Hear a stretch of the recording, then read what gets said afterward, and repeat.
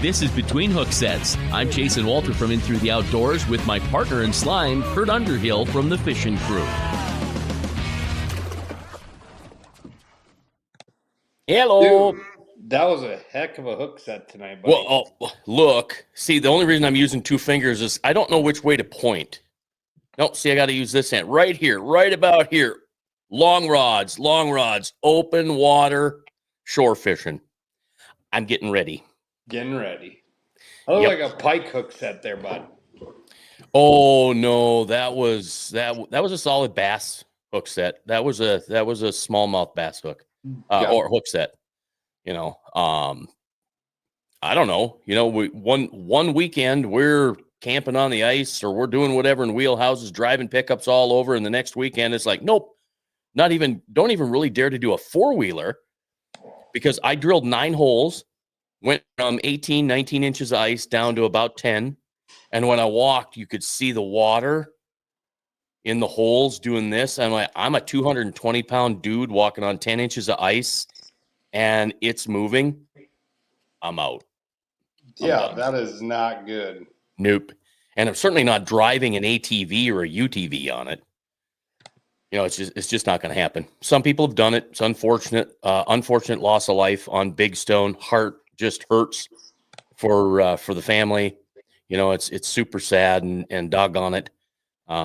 It's just here's the thing that I'm trying to tell a lot of people, and I'm not going to act like I know what I'm talking about, but I've learned so much from Garmin, right? From the live scope. Yeah. That the temperature of the water below the ice on Sunday, so that was just 5 days ago, was 41 degrees. Okay. So like I explained to my boy today, no, we're done camping on the ice. Doesn't matter if we get 3 days of sub-zero weather. That water down there is warm. Matter of fact, it's almost a temperature where the walleye are going to start to spawn, right? Yeah. So you're not gonna cool that water down. It's warming up, it's warmed up, it's done. So anyway, water freezes below the ice. So ice makes ice or water, whatever. You make ice below the ice. You melt ice below the ice with the situation given what we have where we've got sun shining through in the whole 9 yards. So enough's enough. Talked enough already. Excited to have Dan McGuire on our show tonight. This is going to be fun to talk about because we're going to talk about the Mississippi and talk about the Pool 4 in specific, but I think we'll talk about others. So Dan's also going to be giving seminars at the Northwest Sportsman Show. So we're pumped and excited to have Dan McGuire on the program here this weekend. And I'm going to bring Dan, I'll bring you in because Kurt's dealing with functionality. And really, last year I gave up Fruity Pebbles with marshmallows for Lent. This year, I was thinking about giving up unsweetened tea or green tea, but now I think I might just give up digital because it's just super glitchy, right? I mean, it's just such a pain in the arse that, you've got a great backdrop there. Welcome to the program. Hey, thanks. Thanks for having me on, guys. I appreciate it. Yeah, it's fun to have people on that we've never met before. Mark, good evening to you. All the way from Rugby, North Dakota. Hi, Nick. Let's see. Your stomach will hurt from laughing. Oh, that's good. Boy, do I love to laugh. There's no better medicine than laughing. So the good thing is we all run in the same circles. You were talking about Tom Wynn. You talked to him the other day, and he asked about Between Hook Sets. So hopefully Tom pops on and razzes you a little bit tonight. That'd be great. But to know that Tom, we know Dan knows us. It's a nice little circle, and I love that. That's a lot of fun. It is. The whole fishing world is such a small world and filled with so many great folks. That's one of the things that I love about being involved with it is all the great people that you get to meet and getting to meet you two guys. I know Chase and we've had a couple of great phone calls already here leading up to the show. So. Yeah, it's been a ton of fun. You had a lot of stuff to talk about tonight, and honestly, I I don't know where to begin with. I guess knowing more about you would be great for all of us. Molly Fishing, Dan is the man. Great guide, super nice guy. Met him at Eau Claire at the Fishing Expo a couple of years ago. You'll be at the Eau Claire, or some people say Eau Claire. Do you say Eau Claire or Eau Claire? Well, when I first moved to Wisconsin, I pronounced it Eau Claire. You did, okay. Yep. And folks let me do that for a little while so they could make fun of me, but eventually they corrected me and told me it was Eau Claire. Yep. Oh, Claire. Yeah, that's I always remember that. Claire. Yep. Yeah. Yep. So anyway, you will be at that show as well as the show in Minneapolis, and we'll get to that a little bit later on. But tell us about how you got into the guiding thing, and you do tournaments and seminars and all that. We'll sit back and listen. All right. Well, my story's, I think, a little bit of an interesting story because my dad was not a fisherman, and that. So my dad just had zero interest in fishing, but my mom, she was the angler in the family, and so my mom's an Iowa girl, and of course, she grew up fishing bullheads, and so that's kind of where I got my start, was fishing bullheads growing up in southwestern Minnesota on those pothole lakes, and that around there. When I was in college in Mankato, Minnesota there, I remember sitting in the break room with a buddy of mine, and we're reading the Minneapolis Star Tribune, and there's a picture of a guy holding a 14-pound walleye that he caught like in March at the dam there at Red Wing. And wow. And two young guys who had a little bit of an ego looked at that and thought, wow, we can go over and do that. And so that's what we did. And neither one of us had ever fished the river. Neither one of us had ever fished moving water before. And so we went over and boy, we came home a lot with our tails between our legs. And in fact, I don't know if in those first couple years we ever caught a walleye or sauger venturing over there. Really? Yeah. It was such a learning experience for the two of us, and again, such a new experience for us. Well, I don't like to fail, and that. So we worked really hard and made several trips over there, and tried to learn a lot, and tried to watch other people just to see how they were fishing the current, and to see what sorts of areas they fished and looked for. And this is going way back. But at that time, Keith Cavias, I believe he lived in the Rochester area. And so we'd see Keith on the water quite a bit. And he was one of those guys that we watched from a distance and tried to figure out what he was doing and how he was doing it. And here we are 30 plus years later guiding on the river. That's awesome. Yeah. So I wasn't born and raised a river rat. And that, I think, kind of a self-taught, with a lot of time on the water and a lot of, help along the way. I've got a lot of good friends that are great river fishermen, have helped me along the way too. And so here we are. A few years ago when I retired from my full-time job, a friend of mine who guides on the river said, why don't you go get your captain's license now and start guiding with us? And that's what I did. Took the Coast Guard captain's courses, got my license, and now I've been doing this for a few years with the whole guiding thing. And you love it, I bet. I do.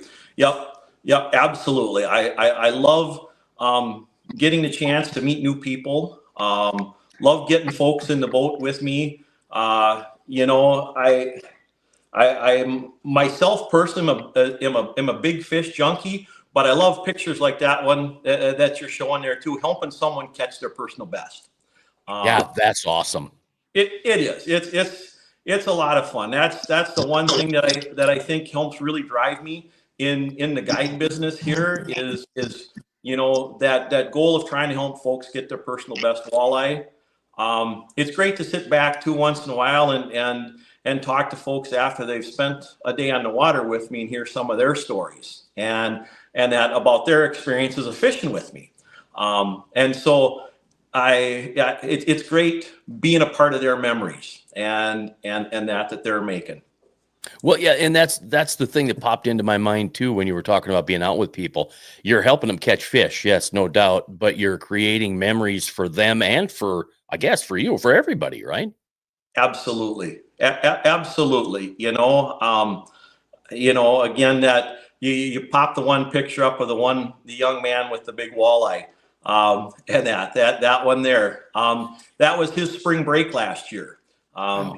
His dad booked a trip with me while they were on spring break, and we got him an absolute giant walleye on the day that they were with me. Yeah, and that is the way to do it. To get those big marble eye, and so are you guys? Do you chase a lot of the big marble eye on the Mississippi then? Yes, I do. That's where the bulk of my fishing is done, is on the Mississippi, and with that, specifically pools 3 and 4 are a couple of pools I target the most. Now, 3 and 4, they're all locked, right? Correct. Yep. Correct. Okay. They are. Yep. So it isn't really easy for somebody to just say, "Hey, son, let's go fish pool 3 or 4," right? I mean, it's a little more involved.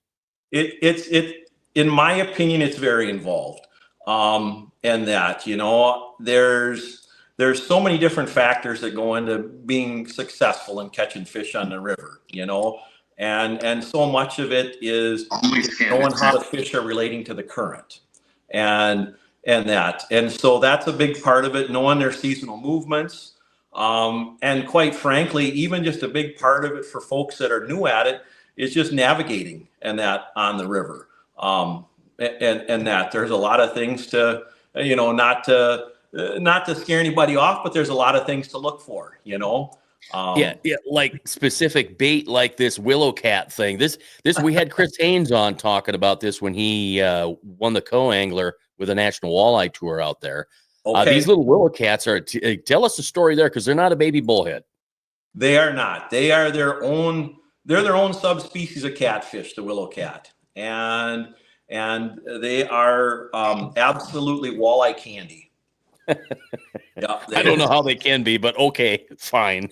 I don't either, because they are one of the ugliest things you're ever going to put on the end of the hook. They're one of the slimiest things you're ever going to put on the end of the hook, and they can be one of the nastiest things you're ever going to put on the end of a hook too. Oh, really? Like, will they poke you? Yes, they will. Yep, they will. They've got on the sides, and you could see it on that picture you had up. They've got like a bullhead or a catfish. They've got that little barb on the side on each side, and then their dorsal has one as well. And I don't know the exact science behind everything with that, but if they sting you, it can be downright nasty. Oh, no kidding! Like a little infection, kind of get a little swelling going on. You can. Some people have zero reaction to them. I don't have a whole lot of reaction to them. Sometimes if I've been stung enough in a day fishing them, I'll get a little bit of a numbness in my wrist, on that hand where I've been stung. My tournament partner actually has to carry an EpiPen in the boat. Oh, no kidding. Yeah. He will go into potential anaphylactic shock. And really, if he's stung, he's highly allergic to those things. Oh yeah, that's not exciting at all. They look like they're kind of a cross between a bullhead and at least this little. Is this a baby willow cat, or is this what they are when they're grown up, where they look like a half a bullhead and half a burbot? Yep, that is an adult willow cat. Yeah, that one is an adult willow cat. Typically, the size that we use for fishing are typically like that 3 to 4 inch size, and I guess about the biggest they get would be about 6 to 8 inches. Yeah, so they never get too big. And the one that you had in the picture there, again, I'm not a fisheries biologist or a true expert, but that looks like one of our pen raised ones. And that there's a bait dealer here on the Wisconsin side of the river that he grows them. And that I don't know how his operation works, obviously, because he's got quite an edge on the market there. But yeah, those are domesticated willow cats. Oh my! So they're trained to catch fish then. What's that? They're trained to catch fish then, right? Yeah, fishy, right? Absolutely, they are. Yep, absolutely. Wow. So they might be worth what are they? $1 a piece? They are $20 a dozen. Oh, yeah. That was they're not even giving you a baker's dozen then there. So yeah, they're not cheap. But if they catch you a big walleye and win you a tournament, I guess it's worth it. They are. Before we get too buried in comments here, we got one here that I want to know the meaning of that answer or the reason behind this one. Just stay off my wing dams. What was that? Jeff said, just stay off my wing dam. Hey, you got to beat me to it, Jeff. Yep. You got to beat me to it. Something behind this, so we had to figure this out. So Jeff, I talked to Chasen beforehand. My eyesight's bad enough, and I'm doing it on my phone, so I can't. Does it say a Jeff who or anything on there for me? Yeah, Jeff. It starts with a B, I think. Baller. Bauler. Jeff Ball. Oh, all right. Yeah. He's a colleague of mine, and so we work. He works in the power sports there at Cabela's, and I work in the fishing department. And so I know Jeff's a heck of a good river fisherman, and once in a while we cross paths out there on pool 3. So, yep, for sure. And he said the race is on. The race is on. Here comes the warrior in the background. We do have another comment. I agree with Tom. Stick the worm. Stick with the worm. Well, there's good advice. And there's Sean too. And oftentimes those wing dams and kind of the wing dam etiquette is one boat to a wing dam. Okay, that would be fair, I guess. I don't know how big wing dams are, so go ahead. I was just gonna say, I guess they're big enough to just hold one boat. They vary in length. You've got some real short, stubby wing dams and some long ones, and sometimes you got like box wing dams. There's some different configurations, but oftentimes you've got 1 or 2 sweet spots on a wing dam. Okay, so that makes sense. I mean, that would be good etiquette to just leave a guy on to his own wing dam, let him use his own black and olive jigs with a leech or a crawler on it, and not a willow cat. But I hear that Tom is cheating on the black and olive and going with, what is it, pink, and he got that Homer color, the yellow and the blue. Yes, I see Northland's got some new colors out there.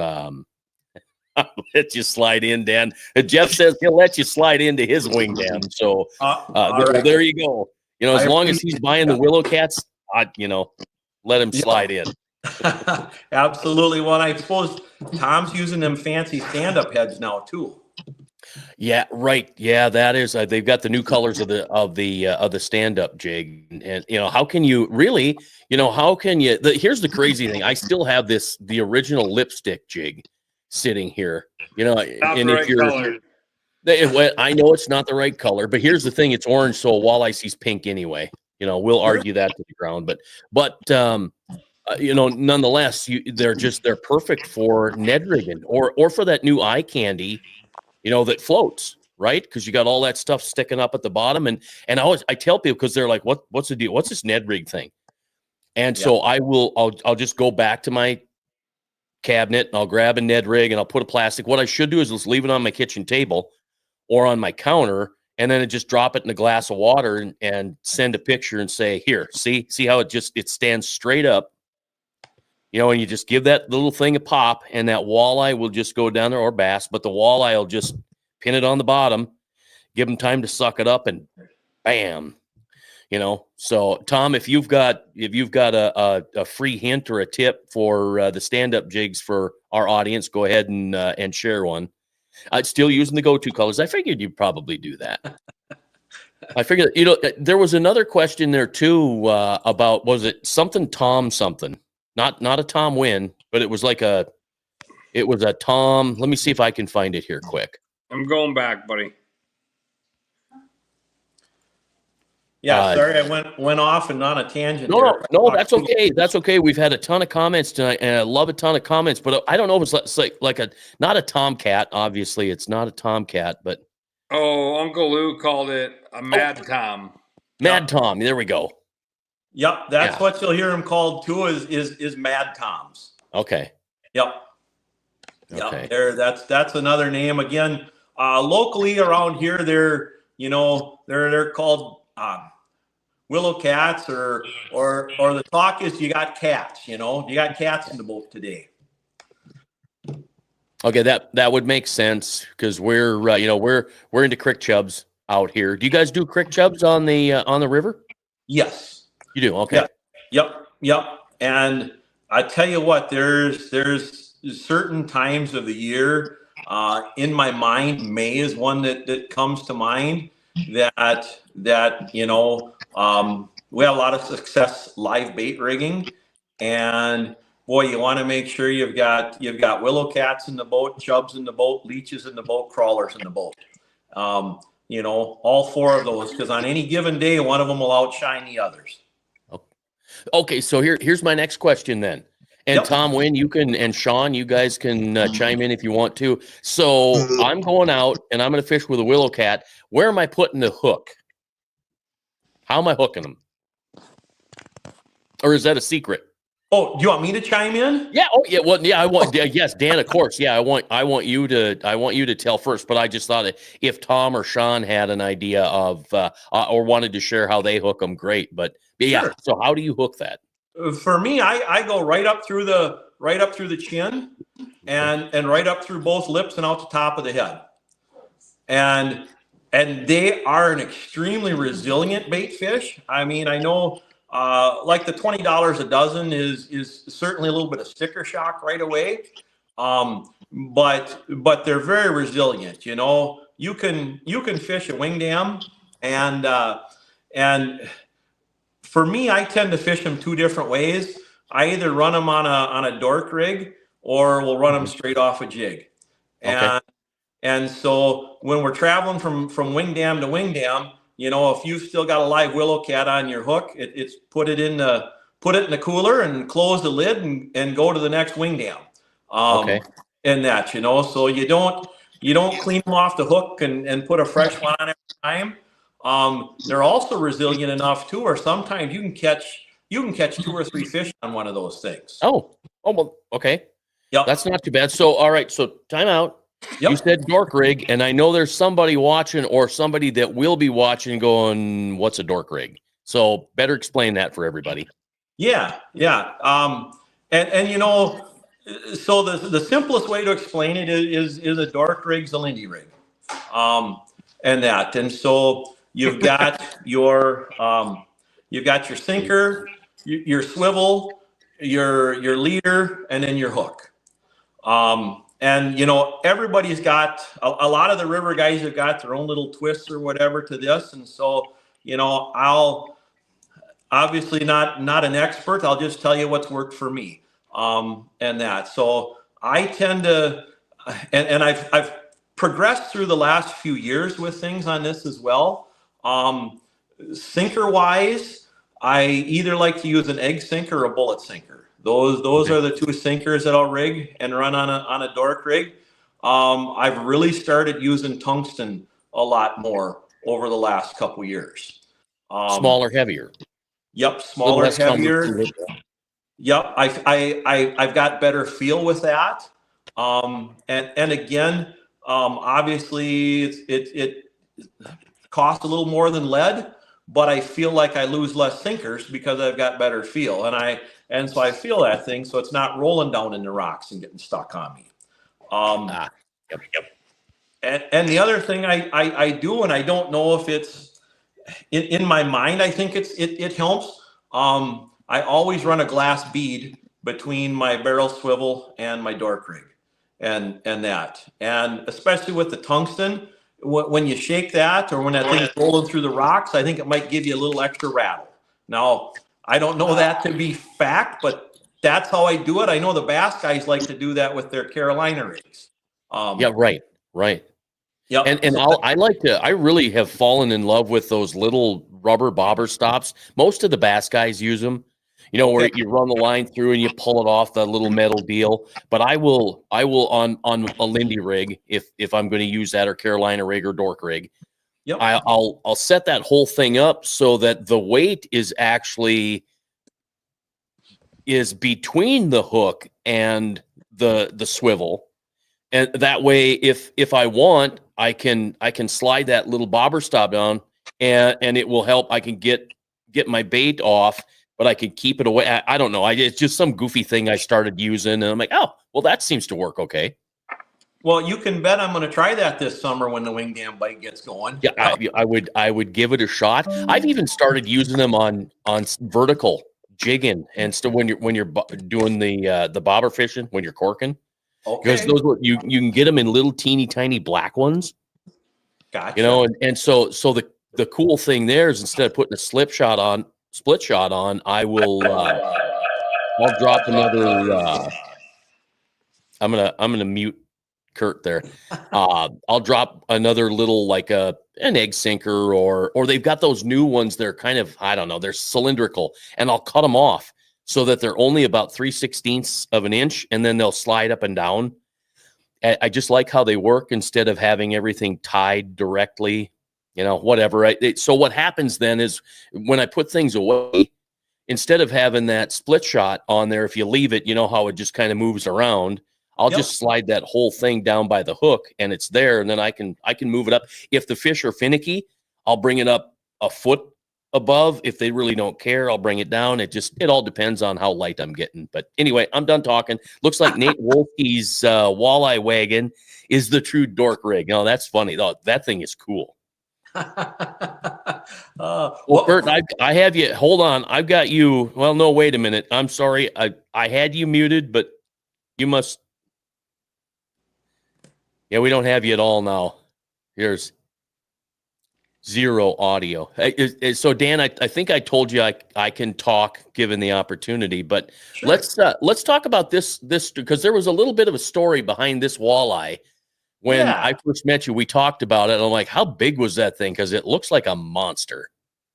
So that fish on the tape measure was just over 29 3/4. And weight wise, I didn't put a scale on it. After we talked that initial time about that fish, I remember there was another little side story with that fish too. So that fish, that was caught not this past October, but the previous October. And it was caught on pool 4. The cool thing about that is we rolled into a spot and dropped the active target down, and I could see it was on a pretty steep break. And so boat wise, we were sitting out in 30 foot of water, and those fish were laying up in about 8 foot, and we could see 3 of them up there. And so I was throwing an Acme hyper rattle at them. And the guy that I had in the boat, it was a day, I didn't have a guide trip that day, and it was just a snotty weather day. It was raining and not a nice day to be out in the boat, but I had some spots I wanted to go scout. And so that was our first spot that we went to that day. And so, like I said, we saw those 3 fish on the active target, laying up in that shallower 6-8 foot of water. And I threw the hyper rattle and that up in there, and I ripped it through there the first time and passed those fish and off the break and back to the boat. No reaction. They wanted absolutely nothing to do with it. And so I threw in a second time and ripped it through. And again, no reaction. The fish weren't responding to that bait at all. And I made a third cast at those fish, ripping the bait through. I was literally in the process of turning to my buddy that was with me and to tell him, wow, they're the right fish, but they won't even react to what I'm throwing at them. And as I'm turning, I'm still watching the active target screen and watch that fish eat the hyper rattle. And you know, the best way that I can describe it, and I've never went after alligators or anything like that before, but it almost looked like it was doing that alligator death roll when it pounded that hyper rattle. So instantly, the minute it hit it, it started rolling. Oh yeah. You could just see it on the screen that it came off the bottom, it rolled at it, hit it, and it was game on. And you know, got a good hook set on that fish, and the fish immediately started digging for that deeper water and that we were sitting in. And I told the guy that was with me, I said, this is a pretty good fish. This is a decent fish here. Just because I was trying to catch up to the fish, and that I really hadn't got the fish on the rod good yet. And so by the time we got that fish on the rod and that, I'm like, oh yeah, this is a pretty solid fish here. And then he scooped it, got it in the net, and he's like, oh man, we got a 30 today. And if the fish hadn't been as girthy as I am, I think it would have went 30, you know? Yeah. There's something to be said about being girthy, right? All right. Can you hear me? Okay, we got you now. All right. So I've been trying to set audio. This has been crazy, but we do have a couple. Tom made a comment, and so did Jeff on the rigging willow cats and dork rigs. So, oh my, okay. So Tom says, I like the stand-up jig as a follow cast if a fish won't eat my standard tungsten. The flat stand-up head almost acts like a plow on the bottom of the lake, creates a plume of mud. That's great. I didn't think about that, or sand. And that's what fish can't resist. And well, yeah, Tom, that I never thought about that, dragging that along and disturbing the bottom. Sure. It makes a ton of sense. I'm gonna show this real quick I got to make sure I get it in between the Hyperglide, basically jig and wrap, right? It's Acme's jig and wrap. Yep. All right, so here's Jeff. Jeff says, modified Lindy rig. I create my dork rig like a 3-way, but allow the dropper to slide on the main line in case you have to feed line. Okay, makes a ton of sense there. Yep. Right. So now let's go back. Let's go back to hi Ashley. Let's go back to the Acme rattle Hyperglide. Right. Okay. Yeah. So there was, I watched Cast a Line. It's Brett Blumendahl's YouTube page. And he had Tom Goodmestead on. So they call him Crappie T, or I think tournament level Tom. So he's a dentist from Idaho, but he comes back and he fishes tournaments in North Dakota and Minnesota. Well, they got to talking about the jig and wrap, right? And they said it's not working. It's just they don't care. There's the last couple of years, you know. And Brett said, because Tom Wynn drags a crawler in front of their face. Well, yeah, right. But so now you were That's why you're talking about having a little bit of trouble with a Hyperglide, right? You know, so are you seeing that jig and wrap thing kind of fading? Are the fish getting used to it? Brett thought maybe it's the weather. I agree. The weather's been horrible. You have pressure at 30.98 a couple of weeks ago, and then it drops to 29.4. You know, I can tell you that, especially, and I don't know if this makes a difference or not. You know what? It doesn't, because now that I think about some of the vertical jigging I've done with them too, you know, I love jig and wraps, caught a pile of fish on jig and wraps, but I have been switching over and using the hyper rattles more the last couple of years. And I think part of that is, or at least my theory on that is, I think I get better hookups with the hyper rattle and get more fish in the boat because they aren't, I like using a big number 9 and that. So fishing in the current and different things, I like that bigger, heavier bait. And so the hyper rattle, I get the same heavy bait, but in a smaller profile. And so with some of those fish, then they don't have the leverage with that bait in their mouth to twist and maybe pop that bait. See, and that's my. I have a buddy that cuts the front hook off a jig and wrap every time. Okay. He cuts the front hook off, and he says his hookup rates are better because the front hook isn't on it. Don't know if it's true. It's his. I mean, it's his confidence thing, right? So he cuts the front hook off, and that's how he casts them. Because the first day I got in his boat, I'm like, "Where's the hook on this thing?" He goes, I cut him off. Oh, confidence is huge. Yeah. Well, think about it. I guess a crankbait. It's got one dangling on the bottom and one off the back. It doesn't have anything on the front. So, but here again, that's a vertical presentation, right? So, and fish will generally hit head first. I guess if I'm a fish and I eat from behind and swallow a fish backwards and choke to death, call me stupid. But, there's so many things out there. And honestly, I just happen to have these sitting here. My shore fishing this summer, this spring, I'm going to try some of these wingly dingly things that work great on Winnipeg. And I'm like, I'm tossing them out and see what happens. Sure. Sure. So are you getting creative on the river? Are you going past the jig and wraps, the hyper glides, are you doing anything? Do you have any secrets to tell? I don't know if there's any secrets to tell on the river. Every day is different. Some days it's a great hair jig bite and that. So we catch a pile of fish on hair jigs. The picture of the young man with the big fish that you showed earlier, that fish ate a hair jig. And that. And so last spring, right away, early spring, the hair jig was king. It transferred over for a little while. We're throwing plastics was the hot bait.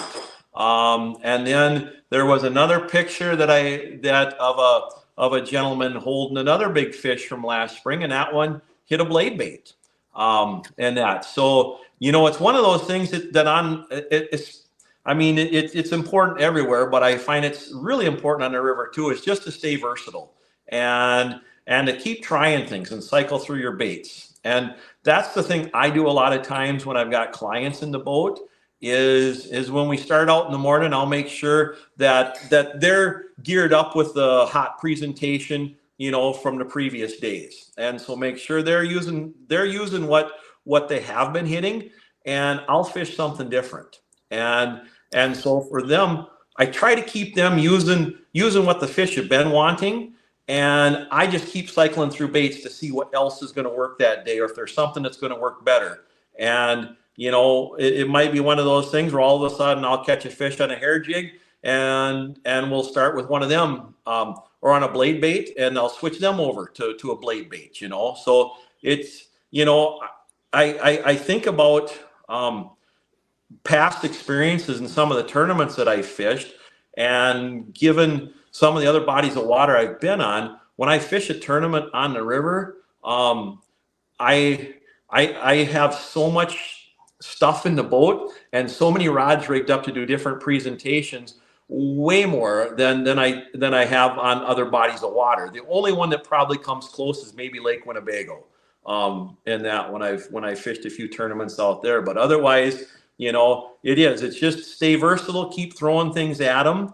Sometimes it's the old cheeseburger effect too, that they get, you talked about that. Are they seeing jig and wraps, and are they maybe getting, pattern or seeing jig and wraps, on pool 4 in the springtime, those fish see a ton of blade baits, and so throwing a different color at them, or throwing a different style, or throwing a blade bait that's got rattles built in, hit them with that cheeseburger because they've seen 100 hamburgers that day.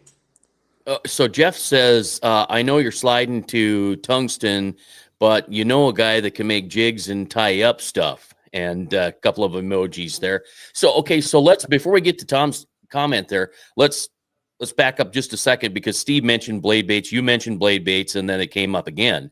So I didn't realize that blade bait was a bottom bait, right? You guys you're working the bottom with them, right? Because I tried them years ago, jigging them. I'm like, well, what fish is going to want to grab some chunk of steel with lead on it? That's just stupid. And then I found out that you're stirring up the bottom, and so how do you work them on the river?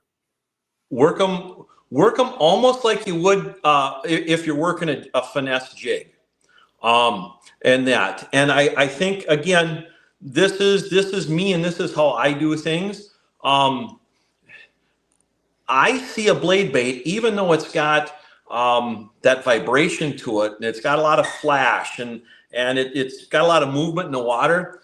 I fish it as a finesse bait, and so what I do is I let that blade bait settle on the bottom, and excuse me, as soon as I feel it tick bottom, I don't let it sit there. I lift, but I don't give it a good hard rip. I just want to feel that blade bait move, and then as soon as I feel that blade bait move, I let it settle again, and then as soon as it settles, it's a lift again. And again, working with clients, and so my scientific explanation that I give to clients is, I said, let it hit the bottom, lift it, and feel it go, and then let it down, and then once again lift, set it down. And so that's how I teach folks how to fish a blade bait. And again, for me, it's very much a finesse thing. I think they're very versatile. They can be pitched, and so cast and retrieve with them. You can fish them vertically. I like to fish blade baits on wing dams and that on other rock piles and stuff. A real effective way to fish them too, in that, again, both spring and fall, is just make a short pitch at about a 90-degree angle out to the boat, or slightly greater than 90. Let it settle, and then you just lift and let the current sweep that blade bait down. And so again, you're not on the reel a whole lot. You're letting that bait settle. You're getting that on that blade bait and letting it settle, and then getting that vibration, and pairing and making sure that you get the right size blade bait, so that eventually it gets towards the back of the boat and washes out. Reel it in, and then start your pitch over again. I like the lift drift. And so really, when you're using those, it's subtle movements. It's not a 9-12 or a 10-12 type of no. It's like a Ned rig. It's super subtle. It is. Right. A little jerk of a wrist goes a long way when you're 7 feet out on the end of a rod. Right. Right. And blade baits will get a bad rep once in a while. Folks talk about them snagging fish, and they are. You put that many treble hooks down there, and run them through a good sized school of fish, it's inevitable that you're gonna snag one once in a while. But when you're fishing them the correct way, that's not the intent, and that's not the productive way to fish them. That's not the sportsman's-like way to fish them. And that, I mean, those things will inhale that blade bait. I remember I sent a picture to another buddy of mine one time who he'll razz me once in a while about fishing blade baits, and he'll say, "Yep, they're snag lures. They're snag lures." And so I don't know, it was a nice 25, 26 inch fish. I sent him a picture of it, and his comment back to me was, "Oh, did you snag that one?" And I said, "Yeah, right in the belly." And he goes, "Yeah, I thought so." I said, "Yeah, from the inside." And right. Yeah, exactly. And so then I sent him the picture of that fish with nothing but line sticking out of its mouth.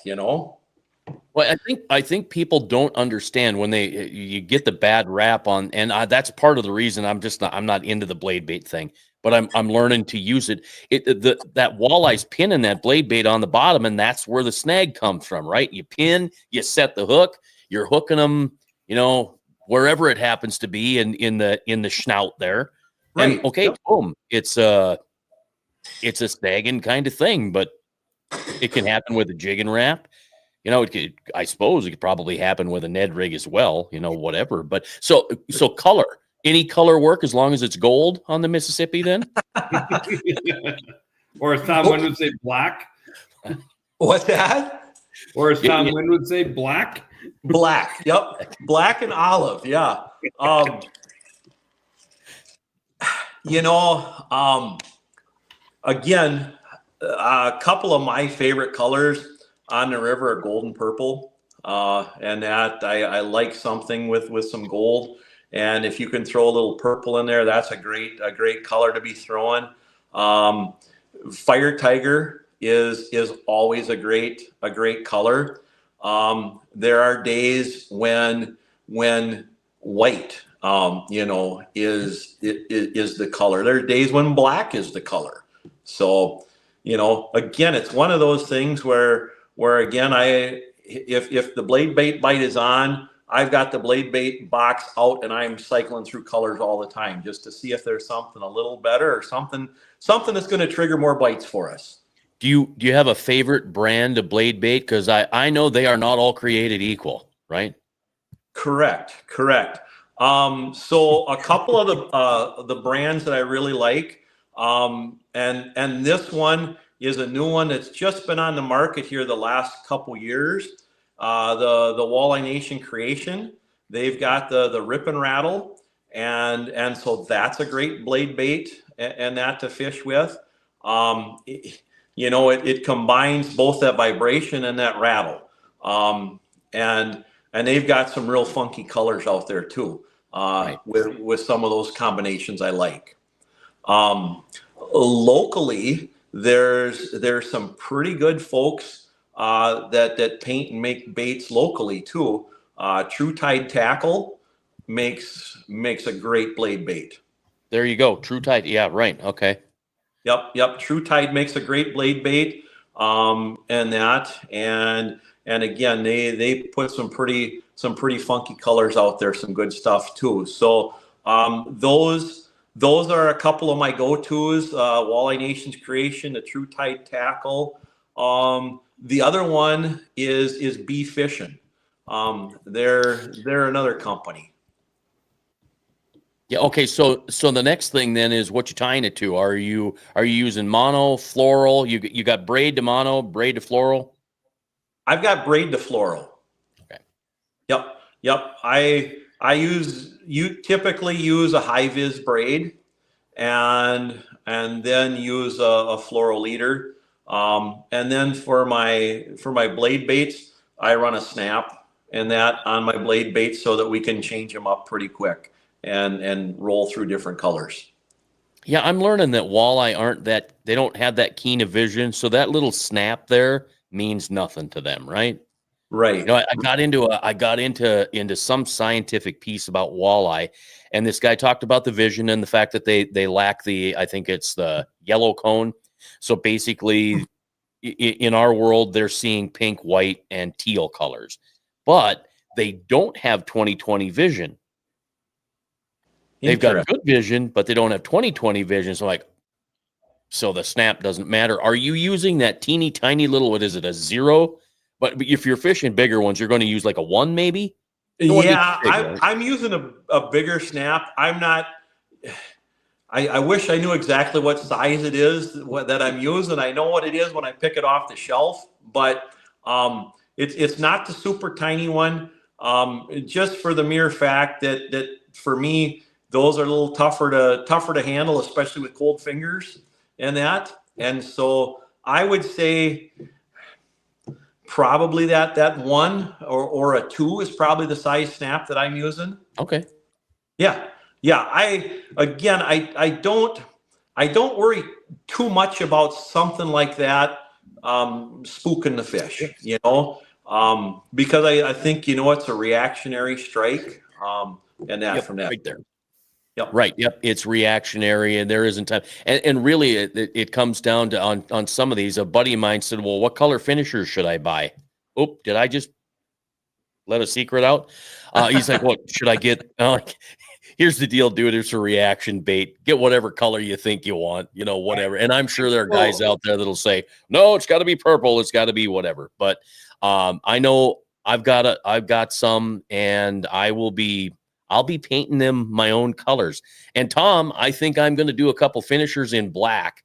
I talked to Spangler and said, hey, can you get me these colors in the finisher? And can you get me these colors in the Money Badger? And he's like, sorry, nope. I'm like, that's okay. I'll paint my own. Yep. But my dad growing up, he said, crankbaits, they go by at 3 miles an hour. Do you think that fish goes, oh, there's a purple one? Right. Right.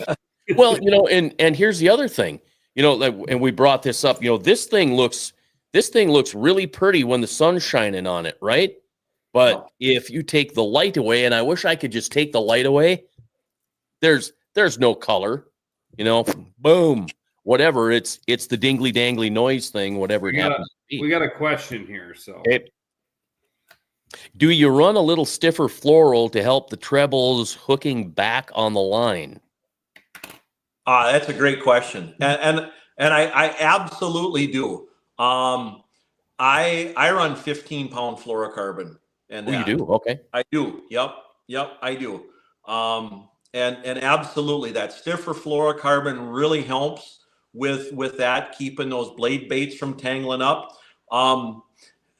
Even going back to the snap size, not overdoing it. You don't want too big a snap, because that again allows that blade bait to get a little too much swing, and tangle up for you. Yep. So what knot are you using? The polymer, or are you doing the trilene thing? Because I love the polymer knot, I really do, but I noticed that sometimes things get hung up with it, and it's probably because I'm scared to cut the tag end off real tight. Okay, I'm a polymer knot for everything except for tying my braid to my fluoro on my leader. Otherwise, every time I'm attaching to a jig head or to a hook on a dork rig, or a snap, something like that, it's always Palomar. But on the braid to fluoro, I'm a crazy Alberto guy. Oh, okay. I've got a buddy that wants me to learn to tie that one, because a lot of guys are, that you use the double uni, which I've learned it's not that hard. And you got the F and G, which I see they've got a new tool out that's supposed to make the F and G knot really quick and simple. Oh, really? A lot of bass guys are just, they are just die hard. It's F and G, even if it takes 45 minutes to tie. Right? And I don't. I've got ADD. I don't have time for that. Jeff says here, blade baits I make. I do not use rings. The hook I use direct to the blade bait eliminates a lot of hook swing. Now that makes sense, Jeff. I get you there. It does. In fact, VMC makes a split shank treble, and so I know that, like True Tide and that those come with exactly what Jeff's talking about with that split shank treble. Other years and that I've ordered the blanks and then had some people custom paint up my secret colors, in the blade baits. Well, you're on our show. There's no secrets on between hook sets, so let it yeah. So and when I do that, when I order the blanks, and that I also order those VMC split shank trebles for them, and that, because Jeff's absolutely right. You'll definitely eliminate the hangups with no split rings. Yeah, that's interesting. You say VMC. I think VMC came out with a new hook in my favorite tournament winning color, even though I'm not a tournament fisherman. Tom, Wynn, I know you're probably not a VMC guy, but the green and the orange thing, man, I'm in love with that. It's a longer shank hook, and maybe they'll make the shorter shank too, but it keeps showing up in my feed on Facebook all the time. So I'm going to go look at stores, and see if I can't find them. So I love that combination. I think it's Sure Strike, Sure Hook, whatever it is, but there's no barb on the hook, and it's just it's hard to use. You lose fish that way, and it just sucks. But You know what? I didn't realize we've been having so much fun, you and I talking without Kurt, that we're already like 55 minutes into this thing. So I want to make sure that we talk about you going to the show and being at the Northwest Sports Show, March 13th through the 16th. You're giving seminars, and I'll pop this up quick. And you can tell us about it while they're reading the dates and times here. Yeah, absolutely. So I'm doing seminars each day of the Northwest Sports Show. On Thursday when the show opens, I'm there at 3 p.m. Friday I'm 3 p.m. Saturday I'm 1 p.m. and Sunday I'm 12 p.m. I'm very honored and humbled that I'm getting an opportunity like that. And that I'm really looking forward to it. And what I'm going to do, my focus of my seminars is going to be trophies close to home and catching walleyes on the Mississippi River. So I don't want to interrupt. Keep going. You can, because I've been waiting to ask this question because you guys like forgot I was on the show, or wait, maybe I wasn't on the show. But, you were talking about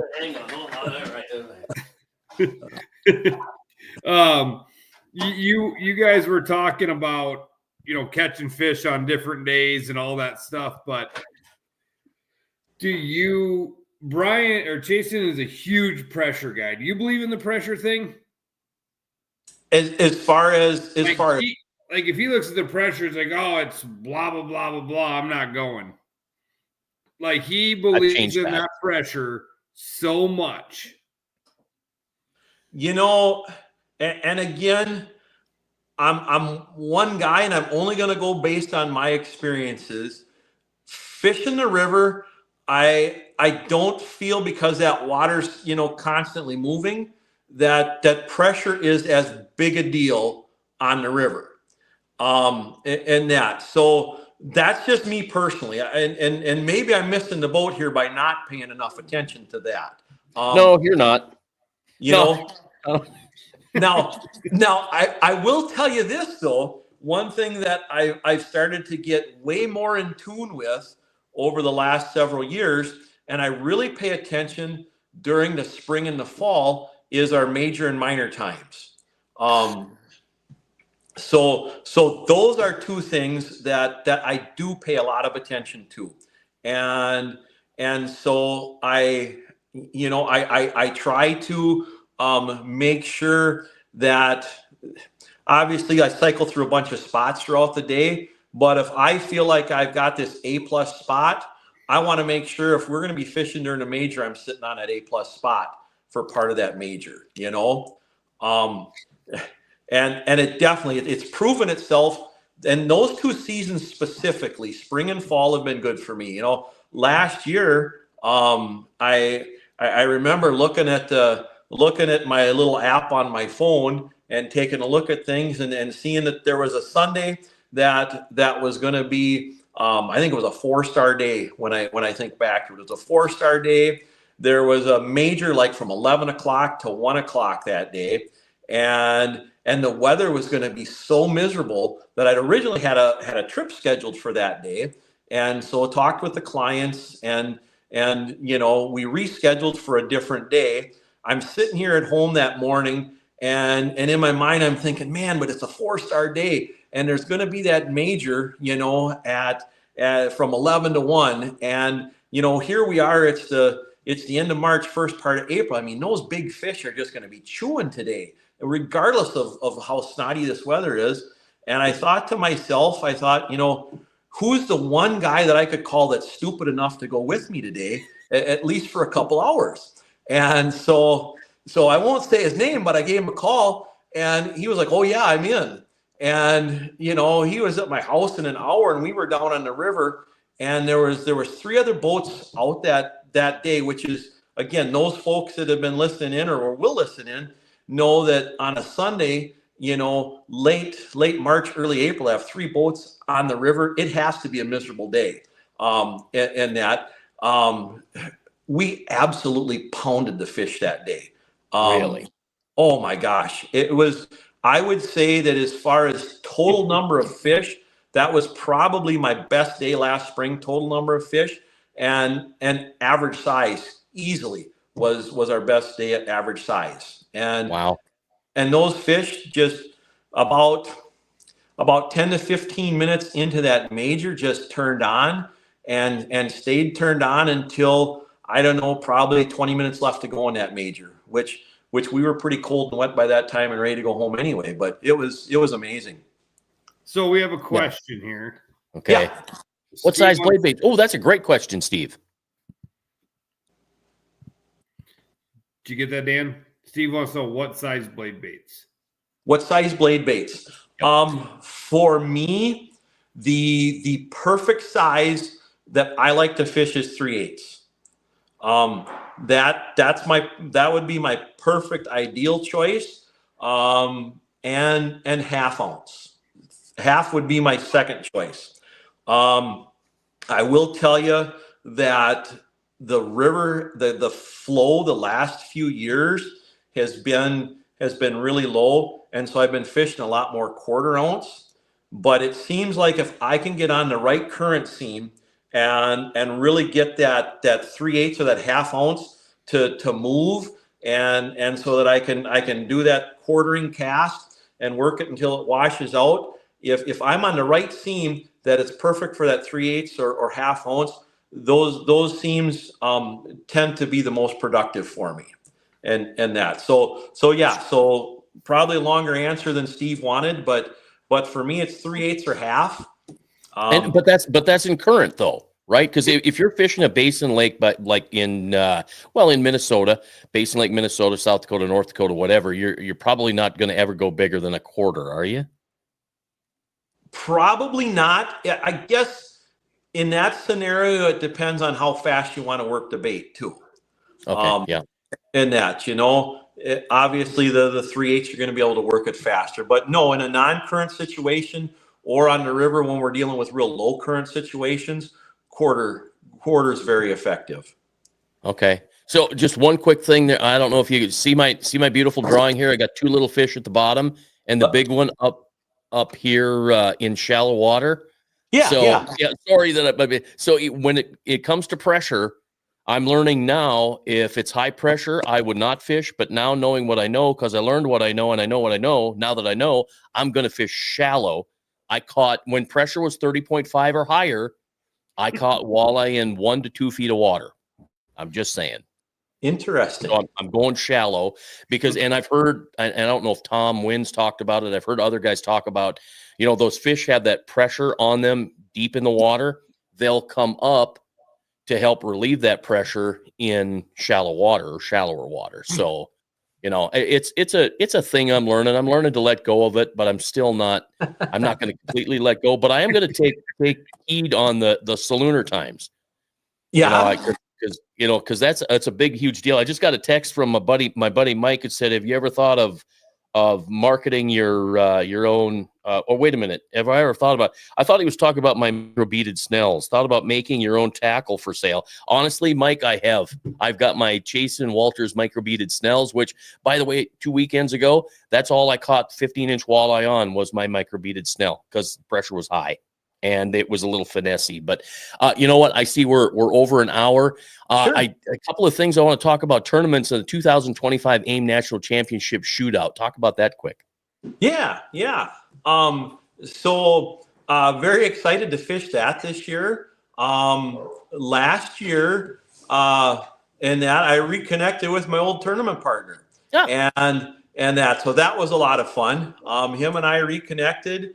And decided to fish the AIM River Division, and so we got into it last year, and admittedly, we didn't have the type of season initially that we wanted, and that we were down a ways in the points, and wound up needing a really good finish in the Rivers Division Championship to make it to the national shootout.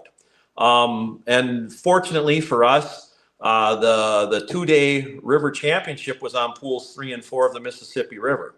And so, we went out and fished hard and and got the right bites when we needed the right bites, and put together a very good finish. Wound up with a third place finish against just some fantastic river anglers. Top to bottom, that Aim River's they've got guys in there that have previous, guys that have won NWT tournaments, multiple NTC qualifiers, NTC winners.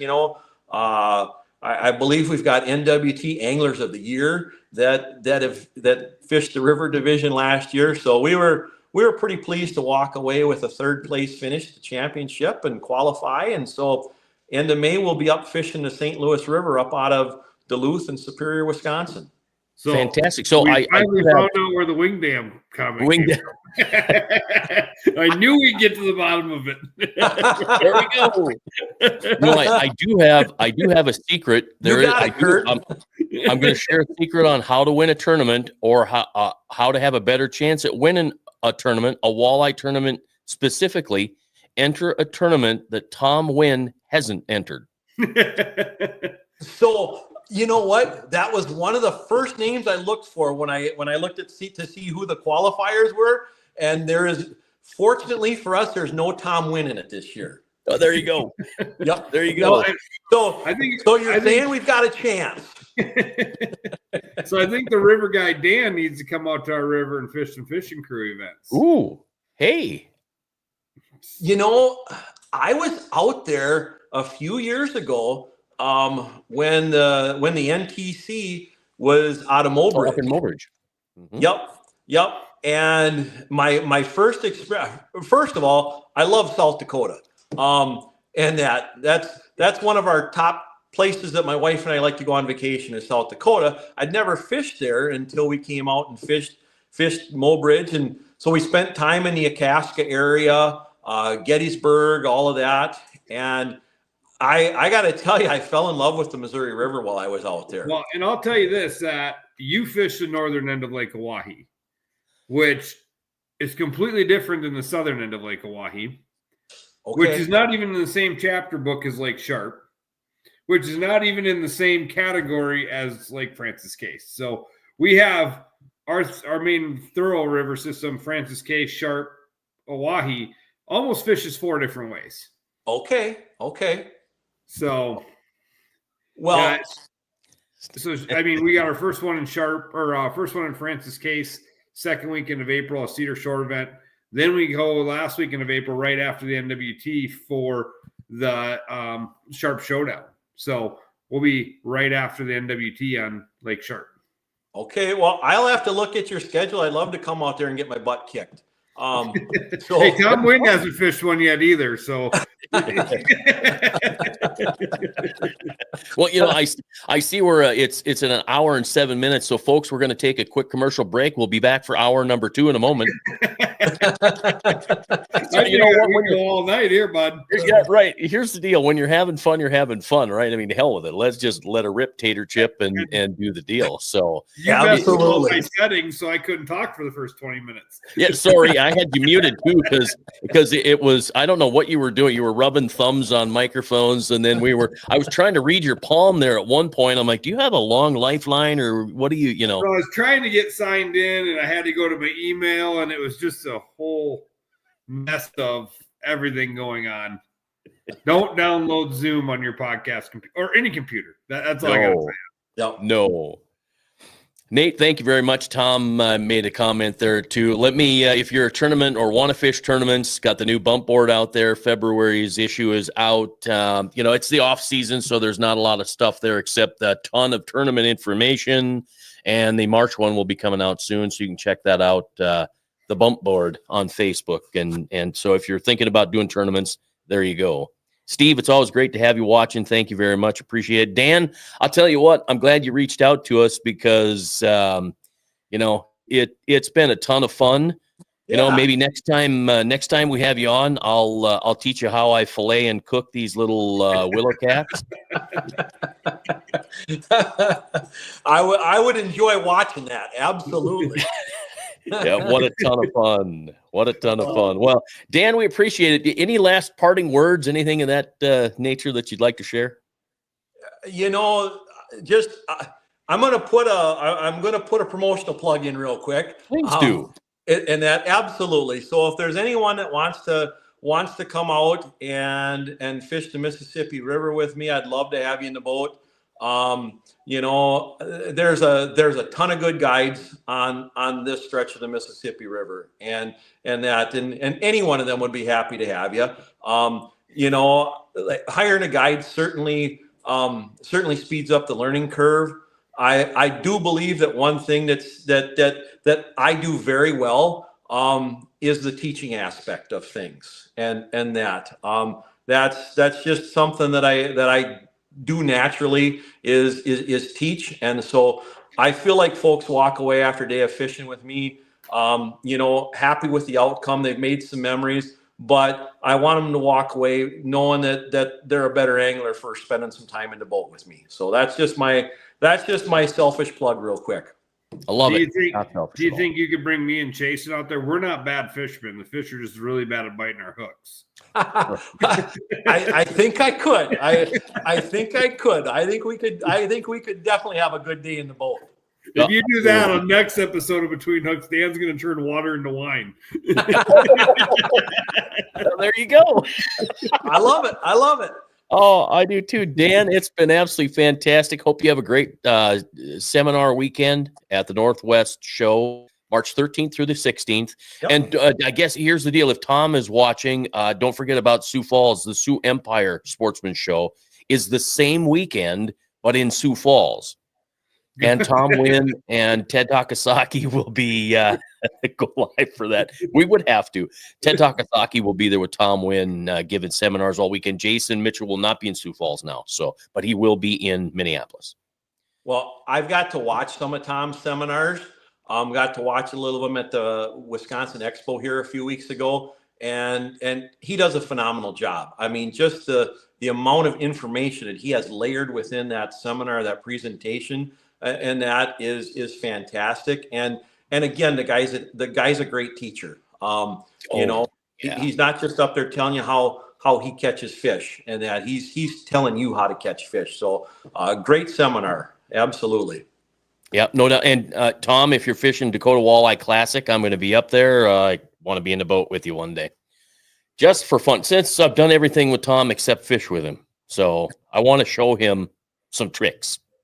Teach him a few things. Yep, teach him a few things. All right, Dan. Hey, it's been great having you. Thank you very much. Hey, thanks, Dan. Appreciate it. Thank you, and to our audience tonight, you guys have been a blast. Thank you so much for hanging out, commenting, and that. So thank you all around, Tom. Thank you.